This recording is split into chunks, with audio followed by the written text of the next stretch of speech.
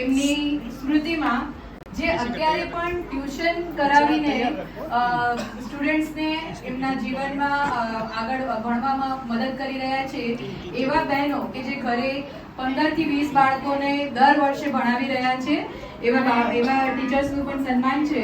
તો એમાં હું સૌથી પહેલા બોલાવીશ તેજલબેન રાજગોર, જે અંબિકા ભુવનમાં રહે છે. તેજલબેન રાજગોર, આપ આવો. ત્યાર પછી ભાવિકાબેન કાંતિલાલ પારસિયા, જે સ્મૃતિ બિલ્ડિંગમાં રહે છે, આપ આવો. ત્યાર પછી સપનાબેન નિપુલ દેસાઈ, જે આશાપુરા બિલ્ડિંગમાં છે અને એ પણ કરે છે. ભાવિકાબેન ઉમા સ્મૃતિમાં રહે છે અને છેલ્લા 33 વર્ષથી ભણાવે છે, specialist in maths, science and SS. અને છેલ્લા 11 વર્ષથી તો એમના દર વર્ષે 20 બાળકો હોય જ છે કે જેમને એ પાર પાડે છે.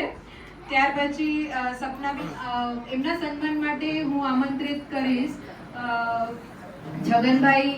છગનભાઈને કે આપ આવો, એમને સન્માનિત કરો. ત્યાર પછી હંસાબેન અને અમૃતભાઈ પટેલ અને હંસાબેન, હા તેજલબેનને આપ સન્માનિત કરો. હા.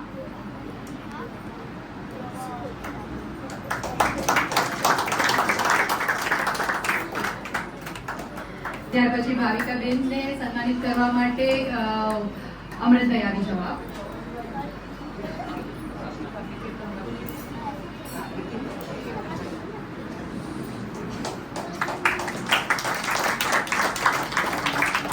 આ ત્રણેય બોર્ડને ભણાવે છે ભાવિકાબેન.